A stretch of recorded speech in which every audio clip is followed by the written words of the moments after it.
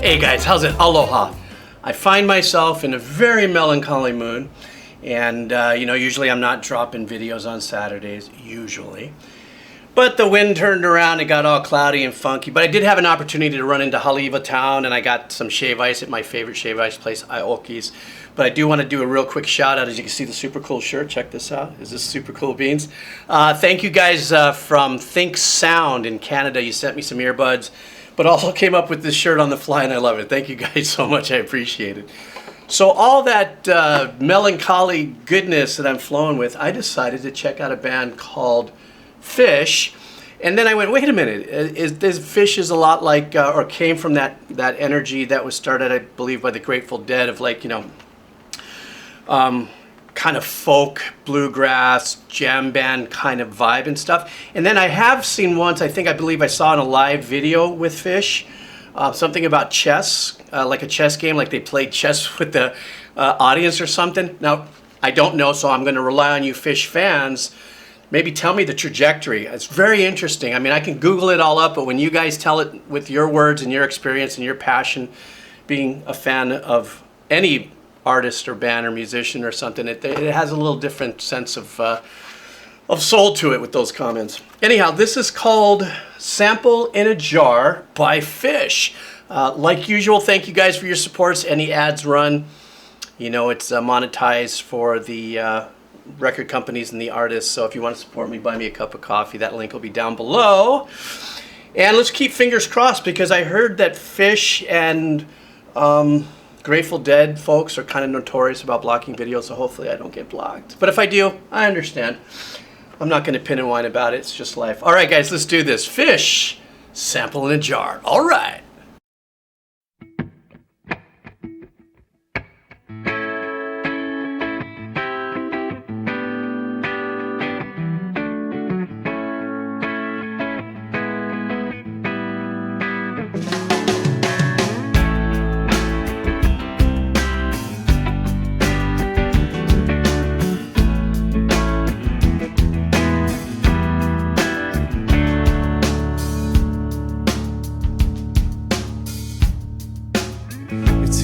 Far away, though someday I may tell the tale of metal tangle.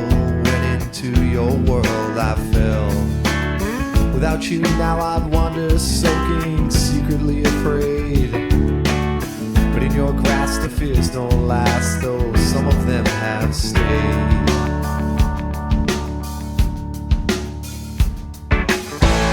I wheeled around because I didn't hear what you had said, and saw you dancing with a lady on my own limo's bed. And I was foggy, rather groggy. You helped me to my car. The mind that melted closing me, a sample in a jar.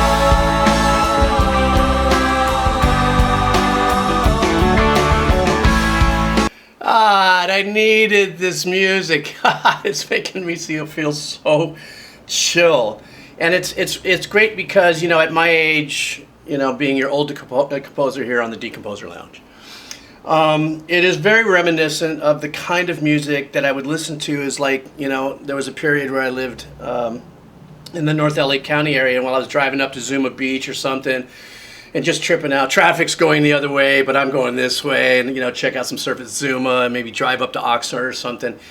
That a friend of mine who would do a lot of that driving, because I would supply the food money. Sorry, I was a kid. What do you want? He played a lot of this laid-back music. I wasn't necessarily familiar with the names of it and stuff, but it just brought me back. The soundtrack of my life brought me back to that smell of anisette in the morning. It's fall, you're driving up north, and you can, the very first west-northwest swells coming in and stuff. But it kind of brought me right back into it, and it was great. Okay, so let's get to the music. I love the opening sound of the guitar, that clean, nice sound guitar. But here's what I love about that: it's right in the middle, but there is a pinged delay. But the delay is pulled back, so it's not very much up front in the mix where you're hearing that kind of a thing. It's pulled back enough just to still give you a slight sense of width in your listening experience. And then when the drum comes in, just a wonderful room sounding kit. Snare sounds fantastic. The kick drum, nice and warm. Not too much of a high-end burst. You know, with EQing, you can shape anything you want inside that tonal spectrum. But I like the warmth on the bottom, and I like the width of it. And to me, that means it's not over compressed. You know, compression makes things sometimes noisier, but can make things smaller, so you can pack them in certain places. But if this is, you know, that same kind of band as a Grateful Dead kind of thing, it's about the performance and also celebrating the instruments in its whole, with not a lot of trickery and stuff going on in there, except for like the guitars kicking it in out of clean and dirt and stuff like that. Bass playing, oh God, I love it. This is when the bass arrangements could have so much fun. You know, stepping into their own, you know, they're following the chord changes obviously, but you know, drifting around melodically around, you know, at the end of passages and whatever it is. I love that. Every instrument here definitely has its own significant way of representing itself in the song with their arrangement. And I love the fact that when the other guitar came in, they didn't try to jimmy us with a force left and right. So they kept that opening guitar here. The other guitar was here, but they still left this side breathing.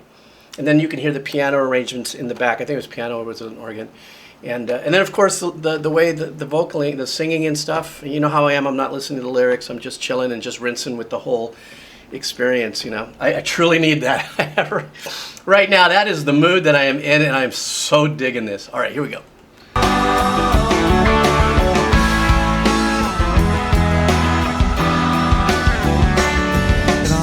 It stands unfolding with all the willies and their wares. I shuffle by, alert but numb to all the glances and the glares. I think of you unheeding all the times I raise my cup. It's now I know that you knew that I'd soon end up.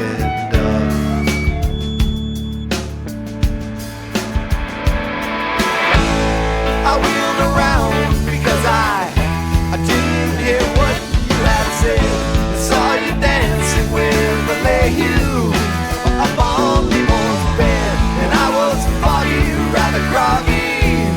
You held me to my car, the binding belted closing me, a sample in a jar.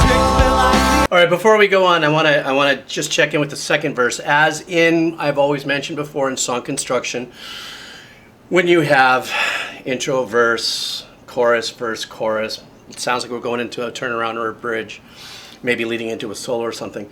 But the second verse obviously stepped it up in its arrangements, not necessarily changing too much, but allowing the arrangements to be a little more aggressive. So now you're hearing the piano really filling in, instead of just playing maybe just some, you know, quarter notes with the chord changes and stuff. Now you're hearing some kind of fun riffy turnarounds in between the chords that he's playing. Vocally, it sounded like they added a short slap on the main vocal. That's kind of just a single delay, but it's kind of a slap back. And then, of course, you heard the affected one on the right. And I thought that was really nice, because I just got through saying it's cool that they kept this space open, but what I didn't realize until I said, they kept it space open so that they could do that. So I thought that was great. And another thing is, too, is the chords that are being played in the hook are very common chords, and that pattern's very common, but that what's the word I'm looking for? Not awareness, shit, another brain fart. The older I get, the better I was. But anyhow, that thing that you go, the recognizability that's kind of the word I want to get to. I've heard these chords in different songs and stuff, but the familiarity of it really makes you kind of like really open up, like you feel like you're in a place you've been before, except they've added everything they're adding to those chord changes. So anyhow, let me motor on, move back a little bit here. Okay. The binding belted closing me, a sample in a jar. You treat me like the others, and now I don't belong. The simple smiles and good times seem all wrong.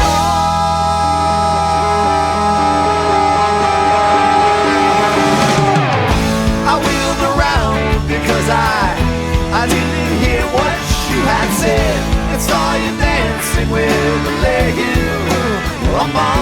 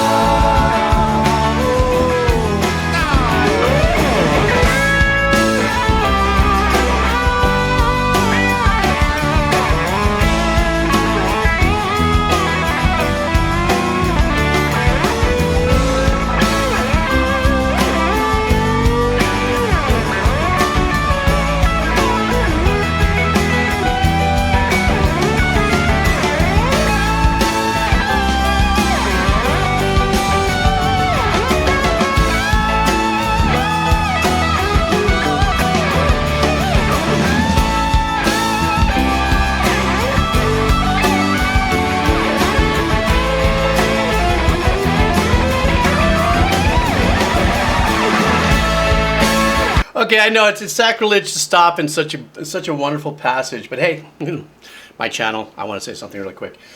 I love the fact that there was that short little turn. Remember I said there was going to be like a bridge or something that they did, and they did a nice bridge, but then when they lit back up into this, I love the fact that, and I'm trying to remember, I'm trying to picture the band, but I don't know if they have 2 keyboard players or not, but I'm just going to say that I'm very aware of the piano that's happening here on this side, and you have you have either a B3 or some other kind of like a Hammond or something happening on this side.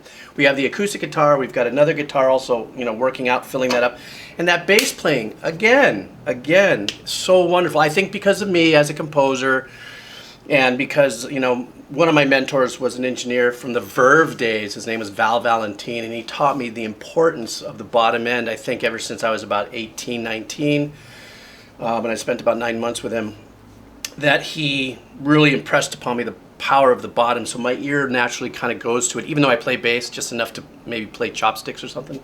No, that would be piano. But I really have a big wide spot for listening to the bass player and the musicianship and all that. It's all great musicianship. What a great guitar solo! What a great guitar solo! I mean, that sounded wonderful. I loved every bit of the nuances, the dynamics, the feelings and stuff. And then of course at the very end, let's go ahead and give it a little bit of something. Let's give it a little. Just give it a little bit of flair. And he came up and he really gave us the speed and the fire as he came up into this next section. So anyhow, let's go ahead and finish this out, and then I'll shut up.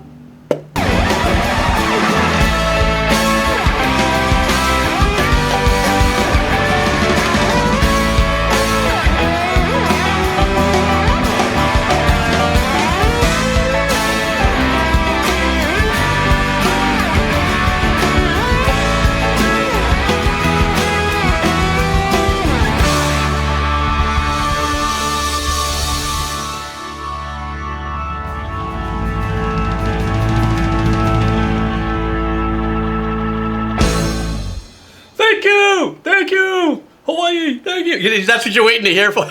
That's what I felt out of the great ending like that. That's kind of like that concert ending. Thank you, San Francisco, or whatever. I don't know. Anyhow, I really like this. I really am going to listen to a lot more Phish, and I think I may even drift into Grateful Dead. But I was told that there's a lot of blocking that goes on there, so I don't feel like hassling that. And I respect their decisions if they do decide to, for whatever that reason may be. However, things have changed in a few years, so maybe I don't get called out on that. But I had probably about, seriously, couple hundred requests in the course of these 6 months that I've been doing this channel for Phish. So I decided I think today is going to be the day that I'm doing this. So thank you guys so much for the comments. Thank you guys for your thoughts about Phish. Give me that little background that, where in your soundtrack of your life did Phish fit in, and tell me a little bit about that stuff with the chess playing. What was that about? That looked really super cool. It's not that I'm too lazy to do my own homework, but I'm too lazy to do my own homework. Anyhow, guys, thank you so much for everything. Make sure that the Spotify for Phish is here, as well as any merch and stuff, or their website will be down below as well. People still ask what headsets are these. These are old school AKG 240s, semi back open.